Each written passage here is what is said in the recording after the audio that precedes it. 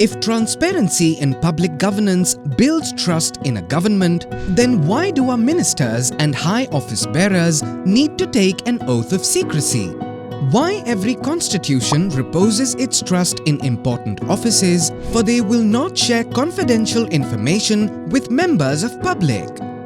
If trust is a common factor in both transparency and confidentiality, then where do we draw a line? What information in public governance can be shared and why? Well, whether a government or a company or any other body whose governance is rooted in democratic principles, it needs to have clarity on two aspects: transparency and confidentiality. So let's examine them further. 1. Transparency. The main objective of transparency is prevention of corruption. It mandates the office holders to operate in a way that their actions being performed are easily visible to others. It may be money collected through taxation in case of a country, or money held on behalf of shareholders in case of a corporate. Either way, individuals holding high offices are duty-bound to conduct business and spend money with total transparency. Few methods for bringing transparency may be: A. Proactive disclosures like plans and budgets and their comparison with actual facts and figures such as incomes, expenditures, assets and liabilities. B.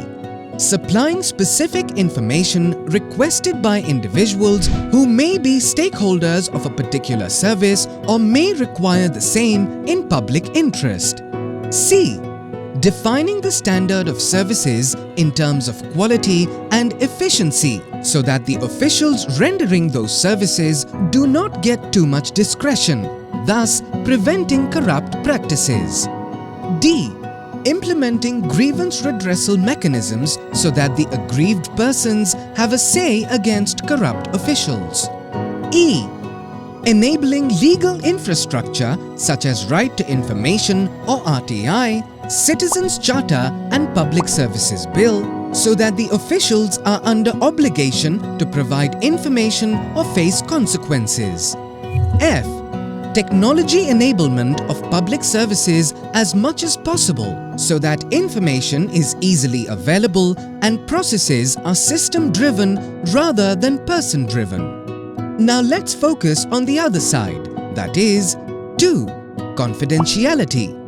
The main objective of keeping certain information confidential is national or business security or safety and security of public at large. Every high office, whether public or business, will always have confidential information in the shape of secret formulations, technologies, weapons and the like. These secrets must be kept under wraps for some time or maybe forever so that business adversaries, enemies or anti-nationals may not take advantage. Examples of such instances may be: A.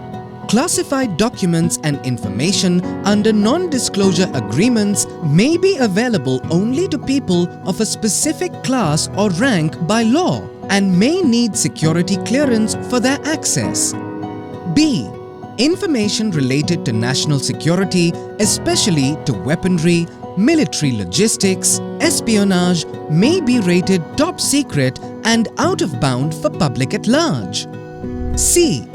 Diplomatic information relating to bilateral or multilateral forums may be kept under the veils of secrecy by its nature. D. Any information that may result in law and order problems or may cause public unrest or outcry may be kept confidential. Good governance. Now we understand how both these aspects are indeed so delicate to balance and need extraordinary skills to manage. When there are pressures to be transparent on one side and secretive on the other, how do we decide?